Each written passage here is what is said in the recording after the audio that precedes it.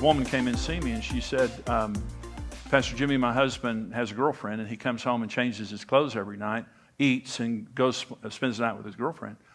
In the morning, he comes back and eats and changes his clothes and goes to work. That happens every day. And I said, well, I think you ought to divorce the jerk, as far as I'm concerned. She said, I love him. I want to fight for my marriage. I said, okay, well, if you want to fight for your marriage, I'll help you. I said, but don't hear me saying you need to stay in that relationship. And she said, I know. She said, but I love him and I want to work on my marriage. I said, so, okay, well, I'll give you some advice. But you don't have to take it if you don't want to. And she said, what? And I said, well, I want you to go home tonight and I want you to fix up. And I want you to fix a very, very nice meal for him. And when he comes home tonight, before he goes over to his girlfriend, I want you to treat him like you would Jesus Christ. I want you to honor him. I want you to treat him very, very well. Meet all of his needs. I said I wouldn't meet his sexual needs while he has a girlfriend, just, out of, care for yourself. And I said, but I would treat him like with Jesus. And when I said it, she kind of looked at me like I was weird. She said, did you hear what I said about him? And I said, as far as I'm concerned, you can divorce the guy. I don't care. I said, but you said you wanted to fight for your marriage. I'm just telling you, if you want to fight for your marriage, this is how you fight for your marriage. So she left my office and said, okay. So she comes back in a week, and I said, well, how are things going? And she said, well, I can promise you I have his attention. And she said, I went home, I did everything that you said, and on about the third, she said, I fixed myself up. Every time he came in the house, morning or evening, I treated him, like he was the greatest guy on earth. I cooked him the best meals. I took care of him. And on about the third or fourth day, he was reading the paper in the living room, and she said he dropped the paper and said, what are you doing? And she said, what do I say to him? And I said, you tell him that the preacher at church told you that you weren't treating him right. And now I want to talk to him. And she said, really? So she goes home, and a few days later, she shows up with him. And he's got a girlfriend. He's a terrible guy.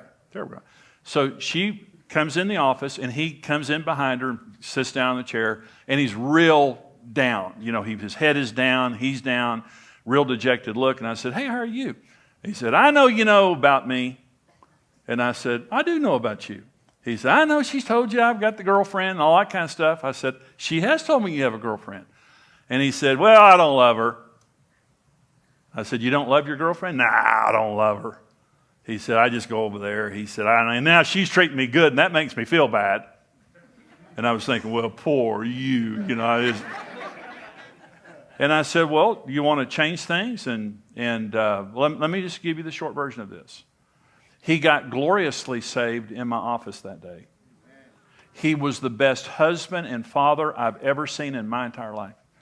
And they were in our church for several years before they moved away. I love that man. His wife redeemed him to Jesus. Think about that. And I tell you, on a scale from 1 to 10, that's a 10. That old boy's a 10. And it doesn't always work that way. I mean, it's not guaranteed that because she did the right thing that he has to respond that way. But even if you don't have the response you want, it keeps you from being damaged. And you did the right thing, and God's going to honor it. And so it creates, and let me say this. When a person has been redeemed back, no one loves like they love. He adored her. This woman that he was just having this flagrant affair right in front of her face, once she redeemed him back, he adored her. Once you have been redeemed by a person, there's no greater bond, there's no greater intimacy. The devil could never talk me away from Jesus because the devil's never done anything for me. Jesus did everything for me. I love him because of the price that he paid for me when I was in my sins. And that's why I love Karen Evans.